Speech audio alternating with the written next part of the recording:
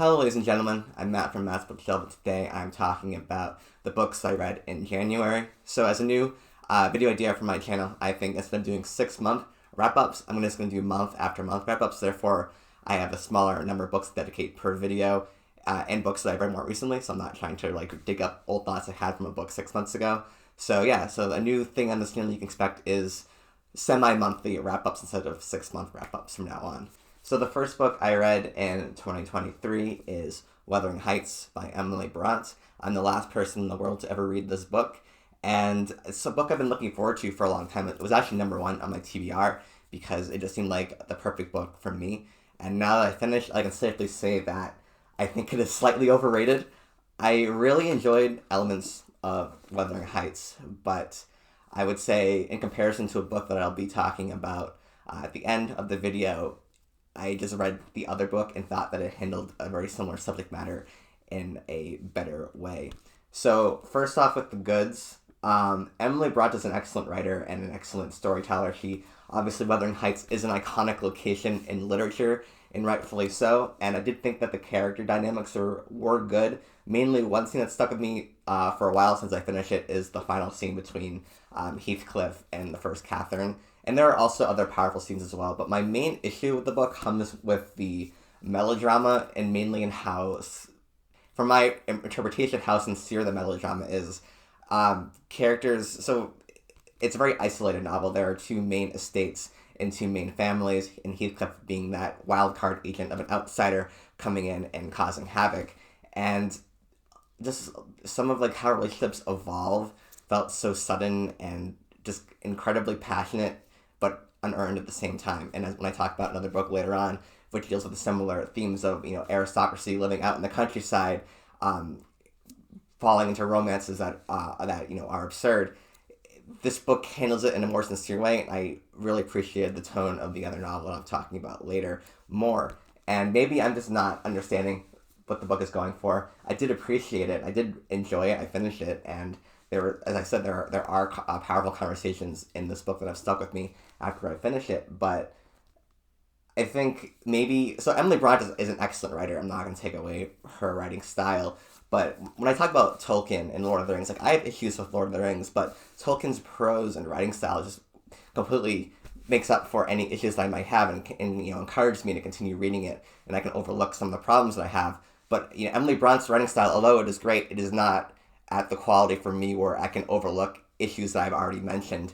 And overall, it was a good reading experience, but I did not totally understand the hype around it. I also read American Brutus by Michael Kaufman. This obviously follows the life of John Wilkes Booth, who is the assassin of Abraham Lincoln, the first president assassinated in U.S. history, and it follows in detail him planning the assassination and him executing the assassination and the aftermath of the assassination.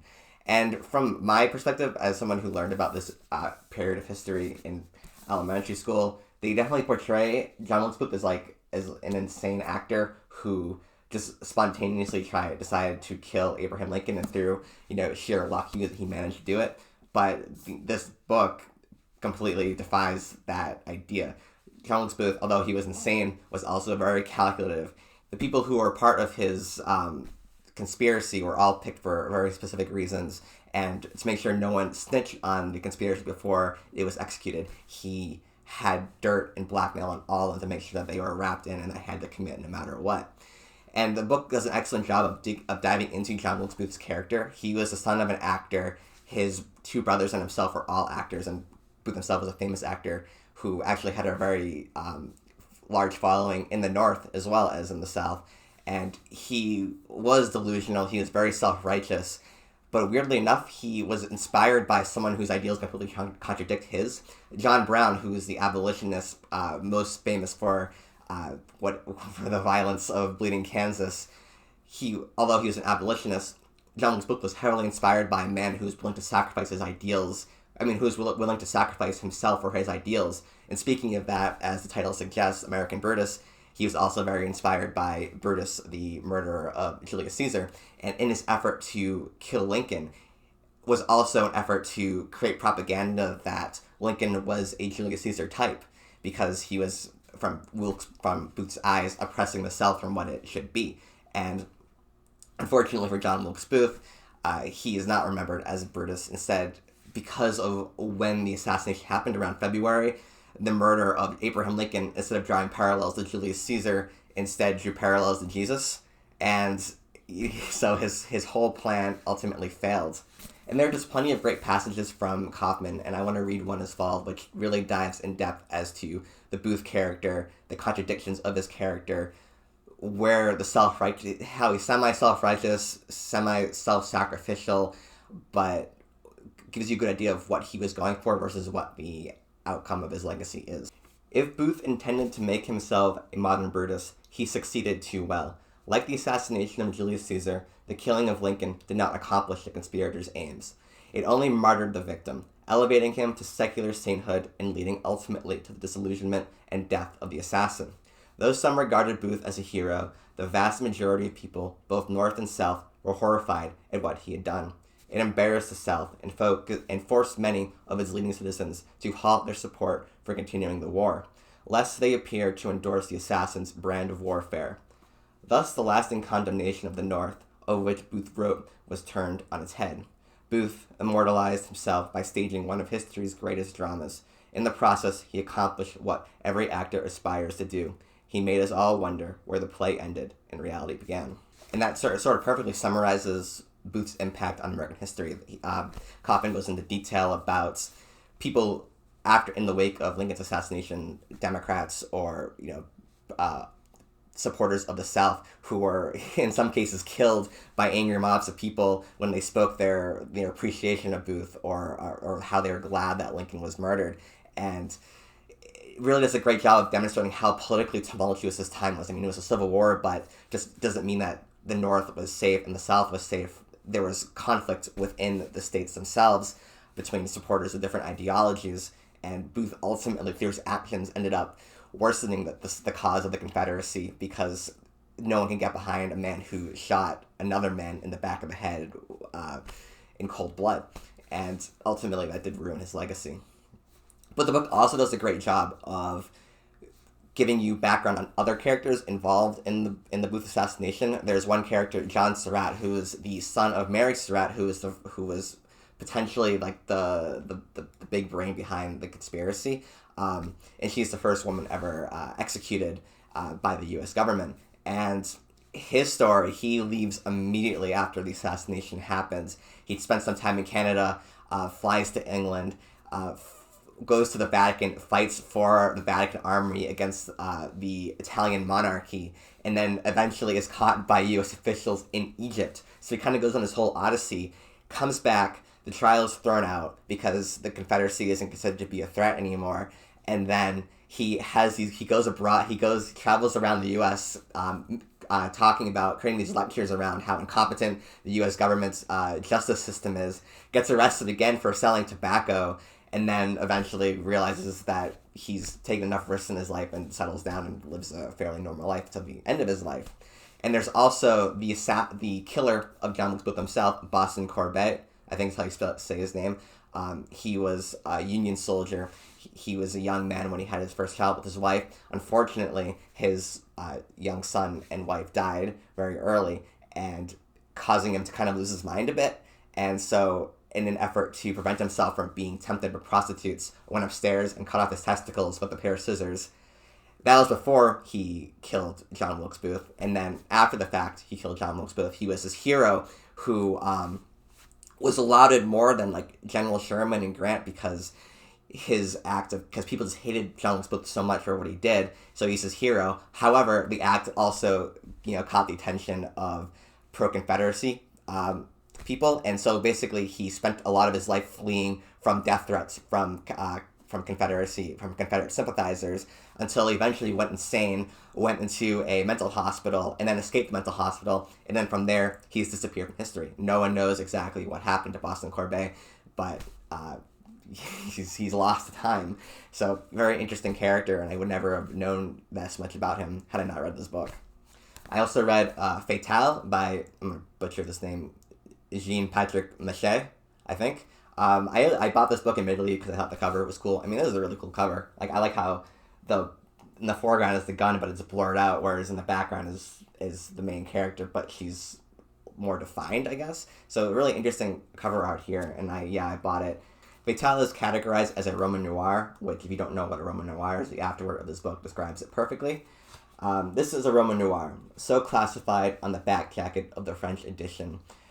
But what is a Roman noir? As we know, the term originally referred to what were called Gothic novels, a genre initiated in the 18th century. Eventually, it came to apply only to the type of literature known as crime fiction, a form whose invention, as Walter Benjamin pointed out, coincided with the advent of the photography, which meant the end of anonymity in that it made it possible, notably for the purpose of opposition to identify individuals.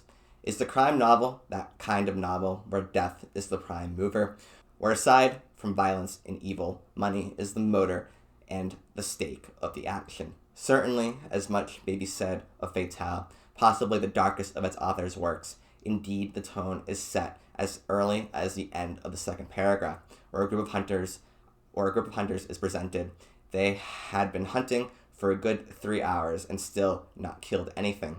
Everyone was frustrated and crotchety. One is tempted to ask whether this mood might not be that of the impatient reader. We have been reading for 2 paragraphs and still no one has been killed. So Fatale follows a woman whose background is very mysterious. The first chapter of which is her walking up to one of the hunters just mentioned and shooting them with a shotgun. And then the second chapter shows her going through the process of changing her appearance as she moves to a new city, this one called Blainville. I did not say that right either, but throughout the novel you're sort of figuring out the characters in the city, the corrupted rich mainly of the city, and what her role and why she's here and what her purpose is. And so the character's name changes to Amy, and everyone refers to her as Amy. It's not clear if that's her real name or not, but her business is that of exploiting the rich. And as you'll see throughout the course of the book, how Blainville is operated, the rich who rule, mainly capitalists who own this food company, are taking advantage of the middle and working class and lower class people to the point where they are actually harming them. The food factory is contaminated and people are dying. They're throwing up violently and dying from sickness, and the rich find a way to blame it all on one person while they all get off scot-free. And Ami's role in her job is that she is a murderer of the rich. So while the rich are exploiting the poor in civil practices, I guess, or legal practices, she has made a profession in which she is exploiting the rich, in which she makes them all turn on each other, and the highest bidder who orders her to assassinate another elitist rival is how she makes her money. And then once that's done, she moves to another city. And the book really does a great job of showing the progression of power, mainly through the character of Baron Jules. And I'll read a section from him as followed. This comes when Amy is alone with the Baron and is trying to figure out more about his character. "It's a fine pastime, astronomy," said the Baron, as he adjusted a telescope mounted at an almost vertical angle and pointing at an opening in the roof, a kind of skylight. "It's a fine pastime that harms no one and corresponds to my social rank and tastes. I love to observe." He looked at Amy, who did not respond. He turned away and abruptly slapped the telescope down into a horizontal position. "Not just the stars, though. Fine gentlemen, too," he cried. "Blainville is also worth observing. Not with the instrument, of course, but through the cracks in the walls, through the chinks in the people themselves, through keyholes." The Baron turned away from the stained glass window. "I have been watching this town for dozens of years," he explained. "I know everything there is to know about it." His expression was now frozen, empty. Muscles pulled his lips taut against his teeth. "So just fight bravely on, most gracious masters of capital. You shall be allowed to rule for a short time. You shall be allowed to dictate the laws, to bask in the rays of the majesty you have created. So spread your banquets in the halls of the kings, and to take the beautiful princess to wife. But do not forget that before the door stands the headsman." So Baron Jules sort of watches as the capitalists have taken the power away from the aristocracy, and he realizes that it's only a matter of time before the capitalists are then replace themselves. And it draws parallels to Il Gattopardo by Giuseppe Tommaso di Lampedusa, mainly in the Fabrizio Selina character, as he too just has to sit idly by and watch as these royal bloodlines are replaced by businessmen, basically. And both the monarchies, the royal families, and the capitalists are equally capable of bloodshed, and that's just sort of the nature of being in the ruling class. But I did see plenty of similarities between Baron Jules and Fabrizio Selina. And finally, I read Eugene Onegin. I think that's how you pronounce it, right? I apologize if I pronounce that wrong as well. But this is a novel in verse written by Alexander Pushkin, and one of my goals for 2023 is to read more Russian literature, and I really can't think of a better book to start off because this is my first 5-star read of the year, and this is the best book I've read in January. The book roughly follows Yevgeny as a kind of languid aristocrat young man who lives in the who lives away from the city of Moscow, and just follows him as he doesn't really care about very much. He's very morbid. He owns a lot of great literature he can't be bothered to read. He has art that he can't bother to appreciate. He's a ladies' man who cannot be bothered to hold a relationship for any long period of time. And he just kind of glides through life. He actually draws parallels for me to Anthony in The Beautiful and the Damned, in which he inherits great wealth through no fault of his own, and just sort of thinks that he deserves everything that he's been given, and yet still finds reasons to complain. So I kind of wonder if Scott Fitzgerald was inspired by this book for The Beautiful and the Damned, because the characters are very similar. And his fortune changes, though, when he meets Lenski, who's a young romantic, and then eventually Tatiana, who possesses both characteristics of Lenski and Yevgeny, in which she is sort of introverted like Yevgeny is, but she's also romantic like Lenski is. And although I'm reading this in a translated text, because I don't speak Russian or read Russian, I felt like I was able to appreciate Alexander Pushkin's prose nonetheless, and it sort of goes to the power of a really great writer and a really great translator as well. But this book is hilarious. As I said with the melodrama in Wuthering Heights, it takes on a very similar kind of melodrama here, with nobles living out in the countryside and sort of they're bored. Well, I mean, the people, not really, they are bored in Wuthering Heights as well, but like, it's a young people trying to find things to do with their lives and sort of getting caught up in the passion of love at first sight. But the tone of the narrator here is just so funny, and the characters are so well defined, and it just handles tragedy and hardship and social commentary and the brutality of social class in Russia at the time, while also being really funny and whimsical and sort of like a fairy tale in its own way. And I'm going to read an excerpt right now, just showing how good Pushkin is at defining the characters, especially when they're introduced. So this is Tatiana's introduction to the story. And so Tatiana was her name, nor by your sister's brilliancy, nor by her beauty she became the cynosure of every eye. Shy, silent, did the maid appear, as in the timid forest deer. Even beneath her parents' roof stood in a strange, from all aloof. Nearest and dearest knew not how the fawn upon the love express. A child devoid of childishness. To romp and play she never would go. Oft staring through the window pane, she in silence long remain. Contemplativeness her delight, even from her cradle's earliest dream, adorned with many a vision bright of rural life, the sluggish stream. Never touch her fingers indolent, the need nor over framework bent. Would she the canvas tight and rich, with gay design and silken stitch. Desire to rule ye may observe, when the obedient doll in sport an infant maiden doth exhort. Polite demeanor to preserve, gravely repeating to another recent instructions of his mother. But Tanya never displayed a passion for dolls, even from her earliest years, and gossip of the town and fashion she never repeated unto hers, strange unto each childish game. But when the winter season came, and dark and drear the evenings were, terrible tales she loved to hear, and when for Olga nurse arrayed, in the broad meadow a gay rout, all the young people round about, at prisoners' base she never played, their noisy laughter her soul annoyed, their giddy sport she never enjoyed.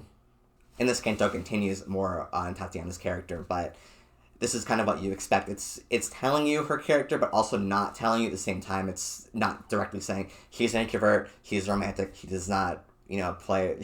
She was, devoid of being a child when she was young, or having childish qualities when she was young. It's kind of telling you, but also at the same time showing you, and illustrating it in a very creative way, and also while maintaining the narrator's character as well, as he absorbs this story with his own biases. And speaking of those biases, there is a scene really early on at a banquet or a ball in which the narrator is talking about the story, and then as he's talking, he becomes fixated by the feet of the women who are at the ball, and so the narrator has a foot fetish, and I didn't understand why he was there at first, and then later on, like several cantos later, the narrator actually apologizes for this digression in the first canto, and I'm going to read that section because it's pretty funny. I tried when I began this tale, see the first canto, if you will, a ball in Peter's capital, to sketchy and Albano's style.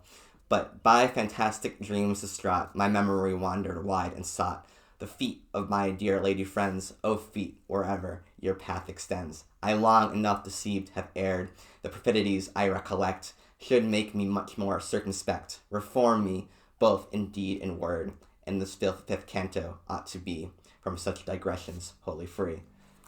So it's there for a reason. It was there to give the narrator character, and like it's just cleverness like this that really elevates Eugene Onegin as a narrative, and the novel and verse style elevates it as well. And ultimately, I just was so floored by this book, and rereading it, I would get more out of it as well. But the way he handles like different tones, handles different tones and themes, and the tragedy of the story, while also being whimsical and kind of absurdly funny at the same time. I just really, really enjoyed it, and it makes me want to read more Pushkin, actually. I'm glad that I just kind of bought this. Well, so actually, David S. recommended this to me in my reading goals video, so thank you, David S., for the recommendation. This was great, and I look forward to reading more Pushkin in the future. And so that is my video. I hope that you enjoyed it. Let me know what you think about the books that I talked about. What did you read in January? What were your favorite books that you read? And let me know if I'm wrong about Wuthering Heights, because maybe I just didn't click with it on my first read. That's, totally a possibility. I'm not fine with it. But yeah, if you read Eugene Onegin, I want to know what you think about that as well. I'm considering doing a full video in which I talk about it. I'm not 100% certain yet, but it is definitely something that I've been sort of workshopping in my head. So yes, thank you, and I'll see you in the next video.